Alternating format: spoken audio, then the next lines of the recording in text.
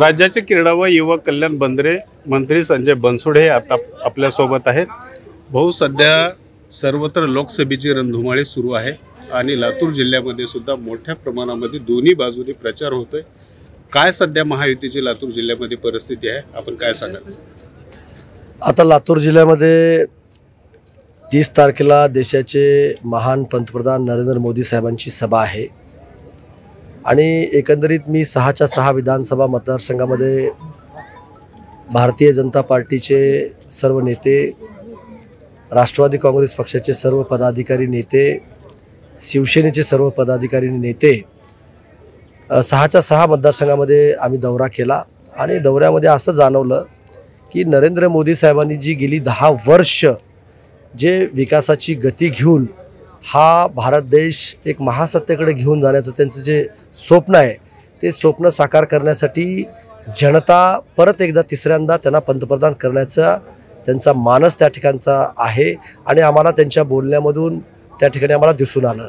आणि म्हणून मी तुम्हाला तुमच्या चॅनलच्या मार्फत सर्व जनतेला मी विनंती करू इच्छितो की आपला देश जर महासत्ता करायचा असेल तर आपल्याला परत एकदा तिसऱ्यांदा नरेंद्र मोदी साहेबांना पंतप्रधान करण्यासाठी सुधाकरराव सरंगारे साहेबांना निवडून आणणं खूप महत्त्वाचं आहे।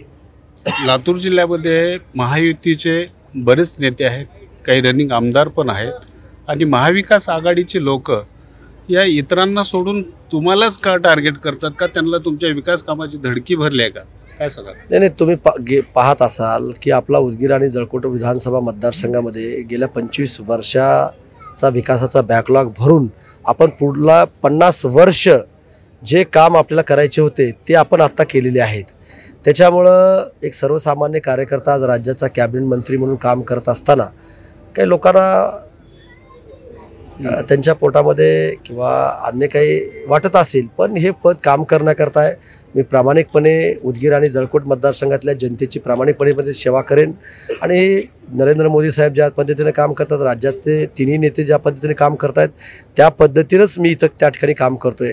आज तुम्ही बघताय की जळकोटसारखा डोंगरी तालुका असूनसुद्धा आपण कोट्यवधीचा निधी या तालुक्यामध्ये आणून इथं एक विकास करण्याचं आपण त्या ठिकाणी काम केलेलं आहे आणि म्हणून इथली जनता नक्कीच महायुतीच्या उमेदवाराला प्रचंड मतं देतील असा विश्वास मला आहे आणि त्यांनी द्यावं। काल लातूर जळकोटमध्ये महाविकास आघाडीची सभा पार पडली। या सभेमध्ये काही ज्येष्ठ नेत्यांनी आपल्या विकास कामाबद्दल टिप्पणी करताना ते असे म्हणाले, इमारती बांधून सामान्य जनतेचं पोट भरणार आहे, काय सांगा?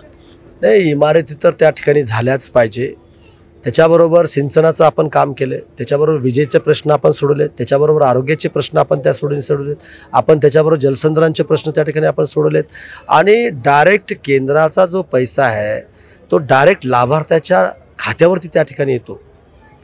आणि म्हणून गेली ज्यांनी कोणी माझ्यावरती टीका करत असतील किंवा केली असेल त्यांनी ह्या मतदारसंघात काय केलं हो त्यांनी त्या ठिकाणी सांगितलं पाहिजे होतं। आणि मी आपली जळकोटला जाहीर सभा होणार आहे त्यावेळेस जे काही कोणी काही बोलले असतील त्याच्यावरती टिप्पणी होणारच आहे। पण शेवटचा एक प्रश्न असा, माजी मंत्री आणि सध्याचे लातूरचे आमदार अमित देशमुख यांनी काल भाषणामध्ये असं बोललंय की जे आम्हाला सोडून गेलेत ते जशा जशा विधानसभेच्या निवडणुका जवळ येतील ते परत आमच्या महाविकास आघाडीमध्ये येतील आणि तुम्ही त्यांना सोडून गेल्यामुळे त्यांना फार मोठं दुःख झालंय, ते काय सांगाल?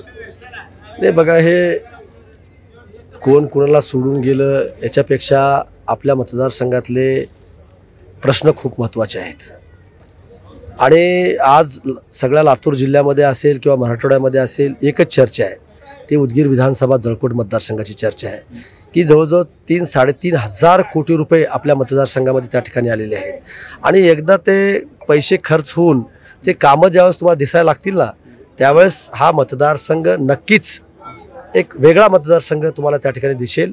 म्हणून या पदाच्या मार्फत आपल्याला आपल्या जनतेच्या सर्व समाज घटकांना सोबत घेऊन आपल्याला त्या ठिकाणी विकास आणि त्यांचे जे मूलभूत प्रश्न आहेत ते आपल्याला सोडवायचे आहेत।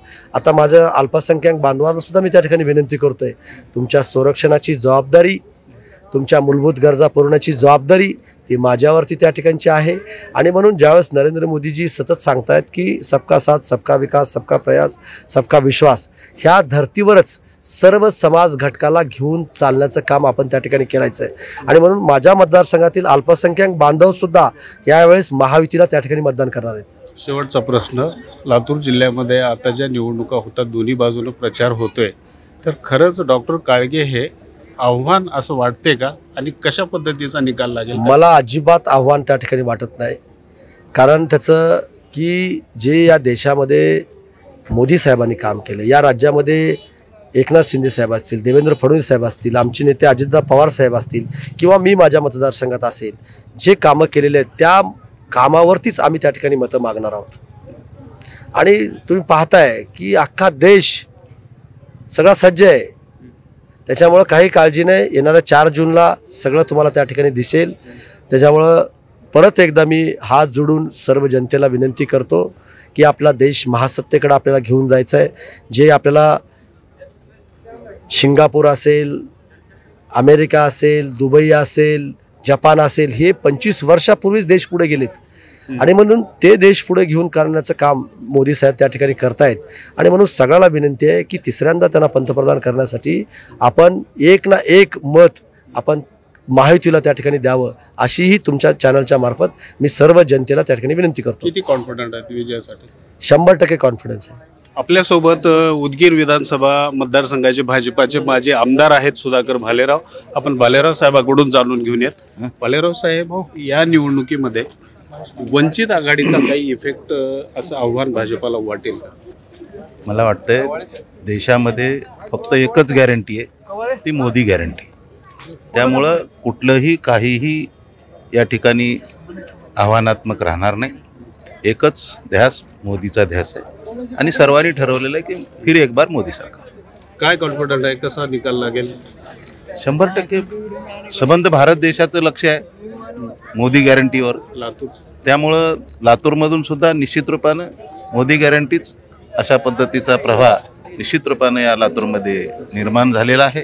आणि तो 100% लातूर लोकसभा ही भारतीय जनता पार्टीच्या ताब्यात येईल. तर हे होते राज्याचे क्रीडा व युवक कल्याण मंत्री संजय बनसोडे आणि भाजपाचे माजी आमदार सुधाकर भालेराव यांनी 100% लातूर लोकसभेची ही जागा महायुतीचीच निवडून येईल. खासदार सुधाकर श्रंगारे हे चांगल्या मताधिक्याने निवडून येतील असं आपल्याशी आता बोलताना मत व्यक्त केलेलं आहे. Rajendra Dhulshette, RRD news Marathi, Latur.